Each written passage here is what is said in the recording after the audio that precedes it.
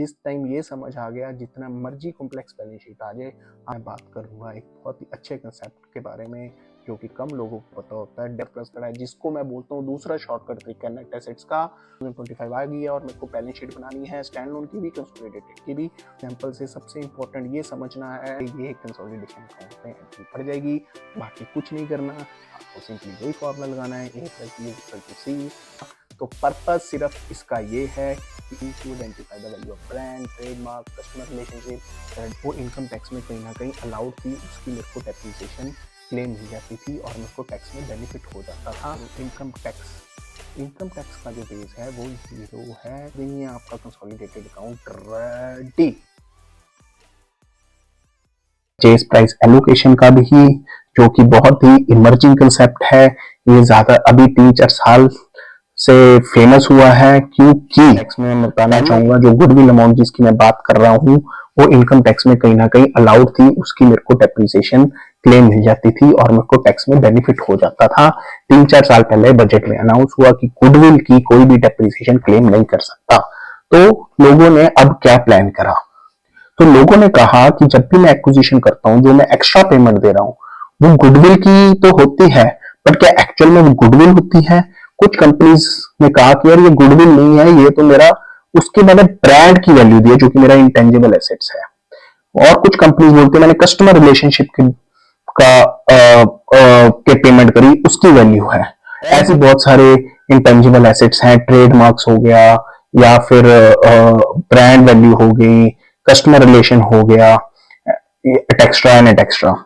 तो लोगों ने प्लान किया कि इसकी हमें फेयर वैल्यू करानी चाहिए जिस कंपनी को एक्वायर कर रहे हैं, और इंटेंजिबल एसेट्स को आइडेंटिफाई करना चाहिए, और मैं गुडविल की जगह इन इंटेंजिबल एसेट्स को रिकॉर्ड करूंगा। तो पर्पस सिर्फ इसका ये है कि इसकी डेप्रिसिएशन जो है मैं क्लेम कर सकता हूं, और गुडविल जो है उसकी कम्युनिटी ना ही इनकम टैक्स में ना ही बुक्स ऑफ अकाउंट में। बुक्स ऑफ अकाउंट में सिर्फ इंपेयरमेंट का इंडेक्स लगता है, तो इंपेयरमेंट टेस्ट होती है सिर्फ एनुअली, डेप्रिसिएशन नहीं क्लेम होती गुडविल की। तो to claim the depreciation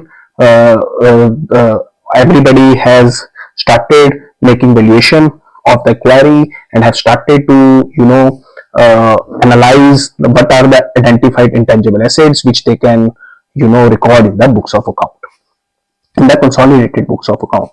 So with the help of the experts valuer, they used to value the business of a query, and they used to discounts the numbers of future cash flows of the entity and used to identify brand, trademark, customer relationship. There are different models. That is a different concept of valuation. I will cover that also in some other lecture. But through the help of the expert, now I am having the number of intangible assets. So in our case, जो मैंने goodwill 300 की बोली थी, valuer ने उसे value करा और उसने बोला जी 300 रुपए जो गुडविल है वो गुडविल नहीं है, उसमें से मेरा 200 रुपए तो ब्रांड की वैल्यू है, 50 रुपीज मेरे कस्टमर रिलेशनशिप की वैल्यू है। अब ब्रांड की वैल्यू का मतलब क्या है? ब्रांड की वैल्यू का कोई मतलब नहीं। जैसे मेरे एग्जांपल के केस लिमिटेड है, इसका एक ट्रेडमार्क है पिग का लोगो, जो कि मार्केट में लेट से बहुत फेमस है, जिस लोगो के कारण जो ब्रांड नेम है पिग, उसमें पिग भी लिखा हुआ है, लेट से अज्यूम, तो जिस ब्रांड नेम के कारण उसकी टॉयज का बिजनेस है, पेपा पिग का, वो चीजें बिक रही हैं, तो उसकी आज एक मार्केट में वैल्यू है। क्योंकि अगर मैं वो लोगों को हटा देता हूं तो हो सकता है वो उतनी सेल्स ना हो सके, इसलिए वैल्यूअर ने कहा कि जो 300 रुपए आपने एक्स्ट्रा दिया है उसमें से 200 रुपए तो आपने उस लोगों के दिए हैं, क्योंकि उस लोगों के कारण ही मेरी सेल्स जो है वो हो रही है मार्केट में, बच्चे उसी को देख के ले रहे हैं। तो अब जो कस्टमर रिलेशनशिप की वैल्यू करी, उसने कहा भाई जी जो आप कंपनी खरीद रहे हो, कुछ तो कॉन्ट्रैक्ट्स जो हैं कंपनी ने पहले ही लिए हुए हैं कस्टमर के साथ, इंस्टीट्यूशनल कस्टमर के साथ, तो वो पहले ही लॉन्ग टर्म में एग्जिस्ट करते हैं और उनका सेल्स तो पक्की है। तो आज मैंने कहा जो आप एक्स्ट्रा पैसा दे रहे हो, जो फ्यूचर में सेल होनी है, तो वो कस्टमर्स को आपने सेल करना ही है, इसलिए आप 50 रुपए एक्स्ट्रा दे रहे हो। तो 50 ये हुए, 200 ये, जो अब रिमेनिंग लाइफ बची उसको मैं गुडविल करूंगा। अब ये जो 200 रुपया ब्रांड, तो इसकी वैल्यू एक लाइफ भी असेस करके देता है कि प्रैक्टिकली फ्यूचर में कितने साल की इसकी लाइफ है, तो वो वैल्यूअर असेस करता है। या तो ब्रांड नॉर्मली रजिस्टर्ड होता है, तो रजिस्ट्रेशन सर्टिफिकेट में लिखा होता है कि इसकी एक्सपायरी कब हो रही है, तो या तो वो लाइफ ले सकता है, या बट कई बार ये भी होता है कि 5 साल की लाइफ है बट वो रिन्यू हो सकता है एक नॉमिनल फी देके। तो वैल्यूअर एक ज्यादा लाइफ भी ले सकता है, क्योंकि उसे पता है कि just a procedural aspect of to renew the brand name, so he can take a much more life than 5 year as well. It depends facts to facts. तो जो भी वैल्यूअर लाइफ डिसाइड करेगा वो लाइफ मैं books of account में ले लूंगा और उस लाइफ से मैं डेप्रिसिएशन चार्ज करूंगा अपने कंसोलिडेटेड बुक्स ऑफ अकाउंट में। Same case with customer relationship में मेरे एग्जांपल में लेट्स से मेरा ए लिमिटेड के साथ, ए टॉय लिमिटेड के साथ कॉन्ट्रैक्ट किया है 5 साल का। उसको बोला हुआ है कि जितनी भी आपकी परचेज होगी मेरे से ही होगी पेप्पा पिग के प्रोडक्ट्स के, तो उसके 3 साल रिमेनिंग है, तो मैं उसकी लाइफ दूंगा 3 साल। तो जो 50 रुपीज है उसे मैं 3 साल में डेप्रिशिएट करूंगा, जो ब्रांड्स मेरा 200 रुपीज है उसे 10 ईयर्स में डेप्रिशिएट करूंगा। दोस्तों ये तो बहुत इजी था। तो मेरे एग्जांपल में कुछ नहीं करना, जो मैंने 300 रुपए का गुडविल रिकॉर्ड करी थी डेबिट, उसको 3 टुकड़ों में बढ़ जाएगा मेरे एग्जांपल में। ब्रांड डेबिट हो जाएगा 200 से, कस्टमर रिलेशनशिप डेबिट हो जाएगा 5 से, 50 से गुडविल डेबिट हो जाएगा 50 से। तीनों चीजें इंटेंजिबल एसेट्स में ही आएंगी उसके शेड्यूल में, बस फर्क इतना रहेगा कि उसके शेड्यूल में 3 पार्ट्स में डिवाइड हो जाएगा। हर साल ब्रांड और कस्टमर रिलेशनशिप में डेप्रिसिएशन डलती जाएगी। दोस्तों अब मैं बात करूंगा एक बहुत ही अच्छे कंसेप्ट के बारे में जो कि कम लोगों को पता होता है, टैक्स। तो अब इशू उठता है कि गुडविल जो है उसकी तो डेप्रिसिएशन जो है ना तो टैक्स में मिलनी है ना बुक्स में मिलनी है, तो मेरा टैक्स बेस भी जो है वो 50 रुपीज है और इनकम टैक्स बेस है जो 50 रुपीज है, तो कोई डेफर टैक्स का सवाल नहीं उठता। पर अब जो मेरा कंसोलिडेटेड बुक्स बन रहे हैं आपको मैं बताना चाहूंगा, इसमें जो मेरा बुक बेस है ब्रांड का और मेरा कस्टमर रिलेशनशिप का 200 और 50 रुपीज आ गया है। तो मेरा अगर मैं बात करूं तो कंपनीज एक्ट का जो बुक बेस है वो 250 है, और दूसरा मैं इनकम टैक्स का जो बेस है वो 0 है, क्योंकि कंसोलिडेटेड बुक्स ऑफ अकाउंट की तो कभी भी रिटर्न फाइल होती ही नहीं है। इसलिए टेक्निकली अगर मैं डेफर टैक्स का इंडेक्स लगाऊं तो there it is a timing difference, क्योंकि ये जो 250 है कल को डेप्रिशिएट होके 0 होना ही होना है। तो इस पे आज मेरा डेफर टैक्स लायबिलिटी क्रिएट होना चाहिए।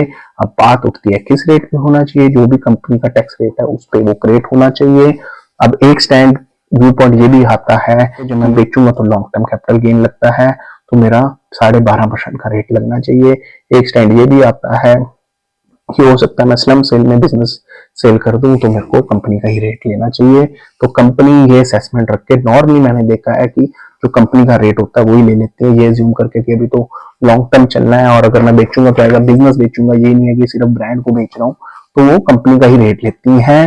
बट अगर किसी को लॉन्ग टर्म कैपिटल रेट लेना है तो जो कि कम रेट है, क्योंकि डेफर टैक्स लायबिलिटी कम बनेगी, तो वो ले सकते हैं। बट आपको एक असेसमेंट करनी पड़ेगी जिससे आप जस्टिफाई कर पाए कि ये मैं ब्रांड को ही 5 साल में बेचूंगा। एक प्लान होना चाहिए, डॉक्यूमेंटेशन होनी चाहिए जिससे ये जस्टिफाई आए कि ये मैं सिर्फ ब्रांड और कस्टमर रिलेशनशिप को ही आगे बेचूंगा आने वाले 5 सालों में, जो भी उसकी लाइफ है।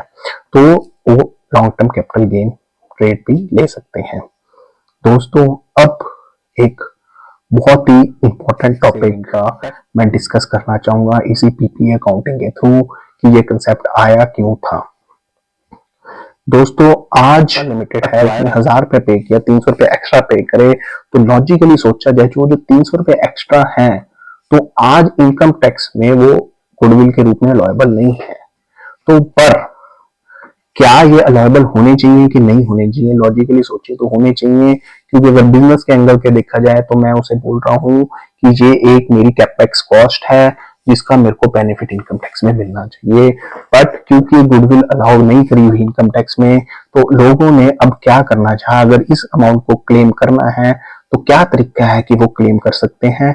इसका तरीका सिर्फ एक ही है, इसकी वैल्यूएशन कराएं जो हमने डिस्कस करी, उसको इंटेंजिबल एसेट्स बनाएं। इनकम टैक्स में इंटेंजिबल एसेट्स 25% के रेट में WDV मेथड के थ्रू डेप्रिसिएशन अलाउएबल है, तो उसके थ्रू वो क्लेम कर सकते हैं। क्वेश्चन उठता है कि कंसोलिडेटेड अकाउंट्स की तो कभी भी रिटर्न फाइल ही नहीं होती, तो इनकम टैक्स में कैसे क्लेम कर पाएंगे?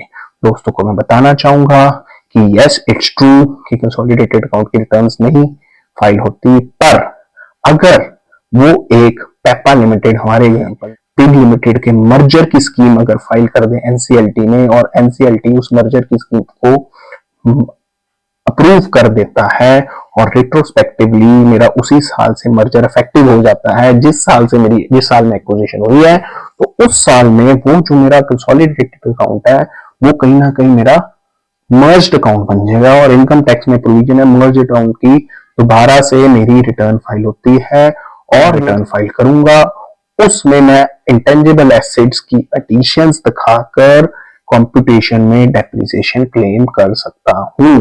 तो काफी प्रैक्टिकली लोग कर रहे हैं, बट मैं दोस्तों को अलर्ट करना चाहूंगा कि अगर बात की जाए इसकी लिटिगेशन की, सो अभी असेसमेंट, क्योंकि ये 3-4 साल से ही कंसेप्ट आया है, इनकम टैक्स वाले अभी इसको देख रहे हैं, पर it is very litigative because the company has not paid the cost for the particular brand. If we literally read the definition of income tax, it clearly says if assessee has paid the cost for the intangible asset, then it is allowable.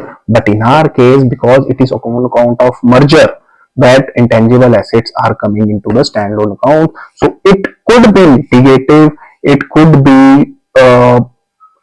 be acceptable by the AO, but logically, if we see, it should be allowed.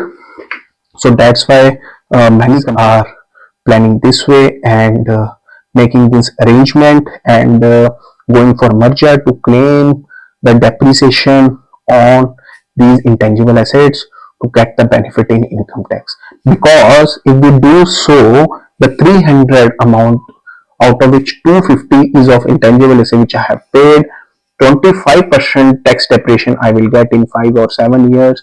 So effective cost of the 250 rupees intangible would be 75% of 250, not 250 rupees. So this is just for your knowledge. Many few people know this concept. So to make it understand to everybody, I have explained it thoroughly. Thank you friends. Stay tuned, stay connected. Jai Hind. और अगर किसी भी को भी कोई किसी प्रकार का क्वेश्चन है तो I request everyone to post their questions in my comment box and please kindly subscribe, comment, like my channel.